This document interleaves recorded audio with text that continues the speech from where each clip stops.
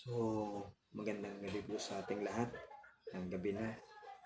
So, by the way, ito pong i-share ko po sa inyo yung salita lang po ng Diyos sa Bible, ang above all, no?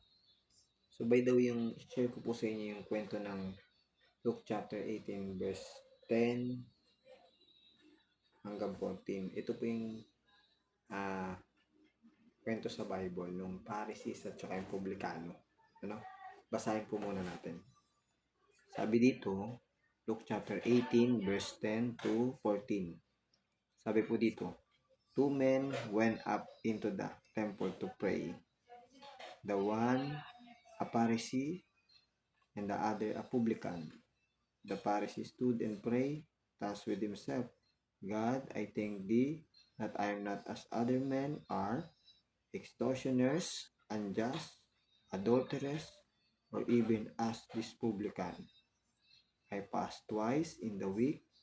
I give tithes of all that I possess, and the publican standing afar off would not lift up so much as his eyes unto heaven, but smote upon his breast, saying, God, be merciful to me, a sinner. I tell you, this man went down to his house justified rather than the other. For everyone that exalted himself shall be abased, and he that humbled himself shall be exalted. So, mapansin niyo po dun sa verse, sa Bible verse po, no? Yung Pharisees po, nag-pray siya sa Diyos, no? Na, salamat Lord, hindi ako extortioner, unjust, o mapangalo niya, adulteress, no? Kumbaga, inaano niya, self-righteous siya, mabuti kaysa sa iba, no? Na, ito, bad to. Ako good, no? Yun inaano niya, ako good. Yung ano ng Pharisees, siya good. Kaya papasalamat siya sa Diyos. Kumbaga, inaano niya yung publican na sobrang sama siya. Good kay God, okay. Yun ang inaano niya, nagpapasalamat siya gano'n. Yung Pharisees po yun. Na kung makikita niya po sa ating buhay, ganun tayo. Ako po ganun din. Na nakita ko yung wickedly sa aking sarili na Pharisees ako, self-righteous, parang hindi parang po umaano ng iba na nanunuro, siya masama kaysa sa akin. Yung ganun, no? Kumbaga, yung standard mo, inaano mo ibang tao na mas masama sila kaysa sa'yo, good ka, ayos ka. Pero ang totoo po hindi. The same lang. Walang better. Parehas lang tayo nila. No? So, ito, pinapakita dito yung puso. Kung gaano po talaga tayo ka-wicked. Makikita nyo yung Pharisees. Kumbaga, self-righteous siya. Tingin niya siya lang mabuti, okay. So, ano niya, siya mabuti, palangit, ganun. Yun yung ano niya, okay siya sa Diyos. Pero, nakikita niyo po yung heart posture, yung puso niya.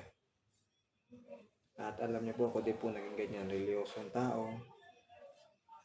Kumbaga nangano ng iba, parang inanong better ka kaysa sa iba na yan. So, mali pala po yun. Yun yung naano ko po na wickedness sa puso ko din. Pinag-pray ko po sa Diyos. No? Ako po yung ulit tumanggap, ganun. Kasi nakita ko po yung ganun na self-righteous, mabuti, wicked nga. Nakita ko po na kailan ko yun yung magliligtas sa sarili ko yung ganun. Ikaw na yung naging God, no? Yung good works mo na, ganun. Kumbaga, hindi mo na nakita yung sarili mo sa harapan ng Diyos. Yun po yung ano ko dito kasi reality lang po, no? Napakinggan ko po yung mensahe po, no? Napapakinggan ko yung si Johnny Cheng, no? Naano ko dun sa verse na yun, tinamaan po ako. So, nag-pray ulit ako sa Panginoon ng pagtanggap. Kasi nakita ko na how wickedly me. Ganun pala ako. Tunan akong ganun na inamin ko sa Diyos how bad, how wicked me. Born this way at talagang Kulod. Ako naging sarili ko self-righteous, mapangusga sa iba, ano, wicked po. Nagano po ako ng tag ito, forgive me Lord. Mga ganun po. So, alam niyo po, ganito po yung minsan yung mga sa taong religyoso. Sa church, ganun. At isa din po ako naging ganun. Naamin ko po sa harapan ng Diyos at sa inyo din po, no? So, nakapray ko lang yan kaganina. Nagtanggap, ganun po. Sa Panginoong Isus, no? So, yun yung pinakita sa akin nung pinanood kong kwento kay Johnny Cheng na brother sa Lord, no? Na tinamaan po ako doon ng word dikit sa Bible. Ginamit po siya, no? Tapos nakita ko doon talaga, no? Yun. Judging others, no? Tapos self-righteous God na sarili mo, ganun. Yun, doon ko nakita kumbaga, namin ko, Lord, forgive me po how wicked me, no? Yun po. Kaya itong Pharisees po na to, marami po niyan sa kahit anong reliyon. No, kumbaga, religyoso tayo, tingin natin sa sarili natin, mas mabuti tayo, okay tayo kaysa sa iba, better tayo kaysa sa iba. Pero yung totoo, we are the same in the eyes of God. Na ano po, wicked, makasalanan, born this way. Aba, ito po yun, may verse po sa Bible. Ito po ang Romans chapter 5 po, verse 12. Ito po yung sabi ng Bible. Ito po tayong lahat ng mga tao sa harapan ng Diyos. Talaga pong wicked. So sabi po dito, Romans chapter 5 verse 12, sabi po ng salita ng Diyos, wherefore, as by one man sin entered into the world, and death by sin, and so death passed upon all men, for that all have sinned. Isa pa po, Romans 5:12. Wherefore, as by one man sin entered into the world, and death by sin, and so death passed upon all men, for that all have sinned. So, sinabi po ng verse, may isang tao pong nagkasala. One man. Sino po yun? Si Adam. Eve po yung isang tao na yun na one. Pinag-isa ng Diyos, no? Sila yon yung isang tao na yun na nagkasala sa Diyos o sa Garden of Eden. Kinain yung prutas, doon pumasok yung kasalanan. Ngayon po, napasa po yung kasalanan sa buong mundo, sa lahat ng tao. No? Enter into the world, pumasok na yung kasalanan. And death by sin, napasa yung kamatayan, yung kasalanan sa bawat generation. And death by sin, yan. Pumasok ang kamatayan dahil sa kasalanan. So, yung kasalanan, mana-mana po yan. Mula kay Adan, yung identity na pinanggalingan ng kasalanan, hanggang ngayon sa pinakuling tao. Tapos, kaya ngayon lahat tayo ay sinners, makasalanan. Born this way na wicked, masama. Kaya yung lumalabas sa ating bunga, mga masasama na gawain, yun yung totoong pagkatao puso natin, heart posture o puso. Lumalabas yung totoong bunga kasi imperfect people tayo, hindi natin kaya mag-produce ng perfect good kahit anong pilit natin. Never yan. So yun po yung totoong pagkatao natin. Kaya Bible na din po nagsabi kung anong identity natin. Minano natin kasalanan kay Adan Eva. Kaya nakita nyo, sobrang wicked ng tao. Yan po ang sabi ng Bible. At doon sa binasa na din natin na Pharisees, hindi niya na nakita yung siya pala yung wicked sa harapan ng Diyos. May minanang kasalanan identity kay Adam at Eve, no, na isang tao na yun, no? At siya ay born sinners na makasalanan. Kaya may action gagawin niya, kasalanan. Kasi yun yung bunga. No? Baga lalabas. Yun yung natin, identity po natin. Tayo po ay born this way na makasalanan, sinners, wicked, sobrang sama. Kaya hindi po tayo good. Di ba minsan po pinipilit natin mag-produce ng perfect good? No. ang ating totoong imperfect tayo. Ang ilalabas din yan, imperfect, dumi din, kasalanan. So, yan po yung realidad ng bawat isang tao po sa atin sa buong mundo. At sabi pa nga sa Bible, yun kay David na kwento, hindi ko pa alam masyado yung chapter verse po eh. Mother womb pa lang, sa bata pa lang sila pumupunan, sabi ni David, masama, wicked na. Sinipin na sa iniquity, kasalanan. So, kung makikita nyo dun, ganun kasama ang tao, wicked, sa harapan ng Diyos, born this way. Hindi natin kayang lumaya, kumawala po dun sa ganung kasalanan, kasamaan na meron sa ating puso. Hindi po natin kaya. No? So, makikita nyo dyan sa verse, yan yung identity natin. Hindi natin kayang iligtas yung sarili natin sa ating mga kasalanan, kasamaan. Diba, paulit-ulit tayo sa paggawa ng kasalanan, kasamaan. Yan kasi yung bunga. Nature, pagiging sinner mo, at the same time, yung minana mong kasalanan. At hindi po natin kayang kumawala dun. Kahit ano pang type ng kasalanan po, sins, no? Kasi born this way po tayo na wicked. Masama. Ano? So, yun po. Pinakikita ng Bible. Sa verse na binasa po natin. Hanggang tayo kasama po, no? Babasa po ako yung Romans 3:23. Sabi po dito din ang salita ng Diyos. For all have sinned and come short of the glory of God. So, lahat po tayo makasalanan sa harapan ng Diyos at hindi nakaabot sa kaluwalhatian niya. Wala. Verse 10 pa po, ito pa.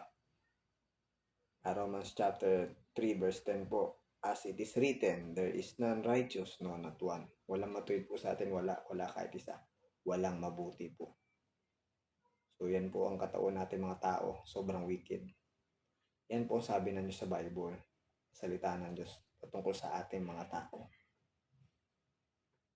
Baga minsan inisip natin, no, mas good tayo sa iba. Better. Pero hindi po yung totoo, sabi ng Bible. No? So, makikita nyo po dyan, gano'n tayo kasama.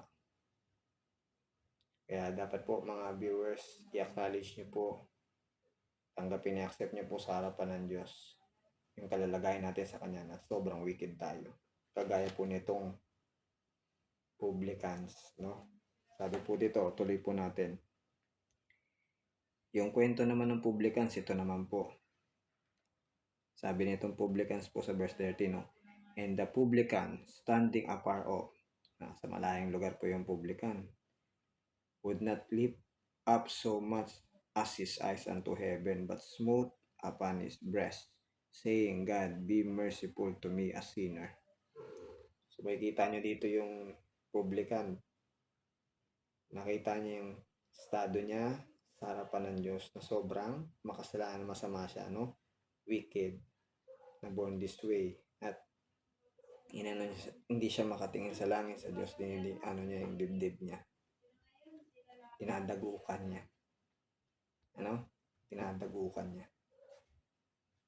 Talagang naunawaan niya, kumbaga naintindihan niya, inaccept niya, tinanggap niya sa harapan ng Diyos na wicked siya, born this way. At maawa, mahabag ang Diyos sa kanya, yun yung niya sa Diyos, prayer niya, no? Hindi, makikita niyo dyan mga viewers, siya ay nananampalataya, nagtitiwala na sa Diyos. At makikita niyo dyan, sumasampalataya na siya, tumatanggap na siya, nagbibilib na siya sa Panginoon Kristo nating bilang ating Panginoon na tagapagligtas sa Diyos na banal, di ba? So yung pinapakita niyan na hindi niya kayang iligtas sarili niya, itong publican, kailangan ng Diyos magligtas sa kanya. Nakita niya, hindi niya kaya. Kaya siya tumawag sa Diyos. At nakita niya yung kalagayan niya sa harapan ng Diyos. Ano sabi ng verse 14? I tell you, this man went down to his house justified. Sabi dito, ang Panginoon Jesus po nagsasalita nito eh. Yung pula dito po, no? Sabi po ng Panginoon Jesus, I tell you, itong lalaki na to, ng publican na to, siya ay umuwing sa kanyang bahay na Justified, ano po yun? Pinawalang sala. Wala na sa kasalanan. Forgiven na. Malinis na. Saved na. Yan ang ano po niyan. Justified na. Dahil nagtiwala siya sa Diyos sa Panginoon Jesus. Inamin niya, hindi niya kaya ligtas sarili niya. Titiwala siya sa Diyos na magligtas sa kanyang kabagan siya. Yan ang sagot ng Diyos. Ano nangyari po? Justified, pinawalang sala. Rather than the other, for everyone that exalted himself shall be abased, and he that humbleth himself shall be exalted. Yung publican po, nagpakababa sa harapan ng Diyos at nakita niya yung estado niya sa harapan ng Diyos. So, yun po yun. At ngayon po, save na yung publican po na yun. Kasi justified po sabi ng Panginoon Jesus, pinawalang sala. No? Dahil sa pagtitiwala niya sa Diyos, sa Panginoon Jesus kay God, no? In-acknowledge niya yung kalalagayan niya sa harapan ng Diyos na sobrang sama niya, wicked. Hindi niya kaligtas sarili niya. No? So yan, naligtas po itong publican. Di ba po? So yun yung kagandahan dito. At itong publican, justified na, pinawalang sala. No? Sabihin, wala nang kasalanan. Kasi ang Diyos na nagpawalang sala sa kanya. Diba? So, yun po yun ang kahalagahan dito. Makita po natin yung magligtas sa atin, wala nang iba ang Diyos. Ang need natin, kailanganin natin sa buhay natin na to. And by the way, ito pa po, Hebrews chapter 14 po. Chapter 10 po pala. Verse 14, sabi dito, for by one offering, He had perfected forever them that are sanctified. So yan sabi po ng Bible. Ulitin po natin, no? Hebrews 10:14. For by one offering, He had perfected forever them that are sanctified. So sino po yung one offering po na yan? Si Jesus Christ po yan. Yung one offering na namatay para sa atin na makasalanan doon sa krus ng Kalbaryo. Si Jesus po yung one offering na yan. Nagbayad ng ating sins doon sa krus ng Kalbaryo ng dugo buhay niya. Si Jesus po yung namatay, nilibing at muling nabuhay sa ikatlong araw. Yan po yung one offering na yan.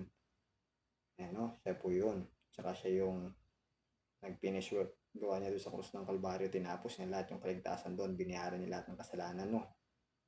Past, future, and present ng dugo buhay niya. So ngayon, sabi dito, for by one offering, He had perfected forever them that are sanctified. So ngayon mga viewers, kung tatanggapin niyo po yung ginawa ng Panginoon Jesus sa krus ng Kalbaryo na magligtas sa inyo, in death, burial, and resurrection ng Panginoon Jesus, yung finish work gawa niya, tatanggapin niyo yun ng buong puso niyo, no? At tatanggapin niyo ng buong puso na inugasan kayo ng dugo ng Panginoon Jesus sa krus ng Kalbaryo, past, future, and present. Kung tatanggapin niyo yun ng buong puso, kung tatanggapin niyo din ng Panginoon Jesus bilang Lord and Savior God niyo ng buong puso niyo, ang sabi po ng verse na ito, kung nag-believe kayo doon, sabi ng verse, perfect na kayo forever. At nilinis na sa lahat ng kasalanan. Perfect, righteous, holy na. Wala nang kasalanan because of Jesus. Na nag-believe po kayo dyan ng buong puso, yan yung promise po ni God sa atin. Yung tumanggap po sa Panginoon Jesus, sabi ng Bible, bilang Lord and Savior niya, ay sabi ng Bible, perfect na forever. And malinis na, sinantify na, wala nang kasalanan, righteous, holy na, because of Jesus. Tatanggapin niyo ng buong puso yun, perfect na kayo, banal na kayo because of Jesus, titiwalaan niyo yun. Ang sabi ng Bible, malinis na tayo, ligtas na. Diba po? Yun yung kagandahan dito sa pangako ng Diyos. Na for by one offering, He had perfected forever them that are sanctified. Kaya nag-believe kayo sa Panginoon Jesus po, no? Ito pangako niya po sa inyo. Sa verse na to sa Hebrews 10:14, perfect na kayo forever. No? Them that are sanctified, malinis na, wala nang kasalanan. Holy, perfect, righteous na, saints, anak ng Diyos, precious Son of God. Ayan yan, yung verse po na yan. At saved na.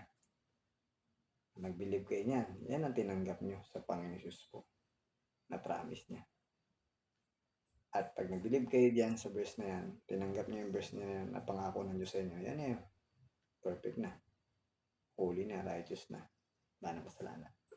Ganito po kaganda yung pangako ng Diyos sa atin.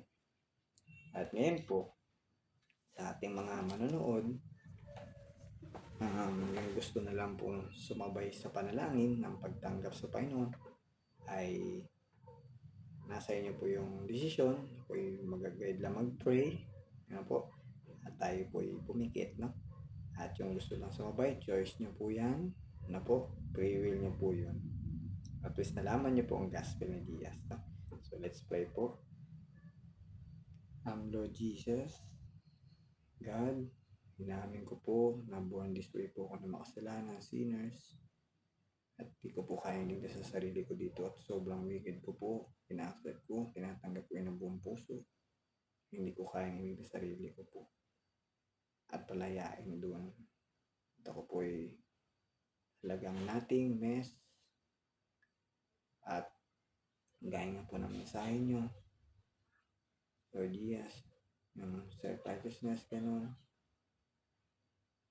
ay yun po talaga yung heart posture ko, ay wicked. Na-accept, tinatanggap ko, Lord Diaz. Wala akong kakayang para maligtas po doon. Maamin po ako na born this way po ako. Simple nature, makasalanan. Sobrang wicked po. Hindi ko kaya po mag-produce ng perfect mabuti.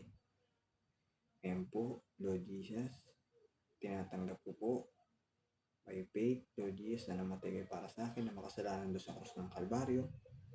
Tinatanggap ko, Lord Jesus, na inugasan niyo ako ng dugo niyo sa lahat ng kasalanan ko, past, future, and present.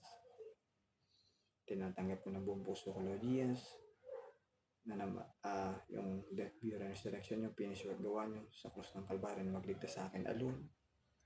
Tinatanggap ko kayo ng buong puso ko, Lord Jesus, bilang Lord ko and Savior God ko ng buong puso ko. Salamat po, Lord Jesus, for saving my soul. Change my heart po. In the name of Jesus, Amen. So yun po, no? Maraming salamat at magandang gabi po. God bless you po. Ang lahat lang po ng kapurihan po ay sa Panginoon Jesus kay God, no? And then, mag-read po kayo ng Bible. Yan. So yun. Kung like and share and subscribe niyo po ang channel at God bless you po. Magandang gabi.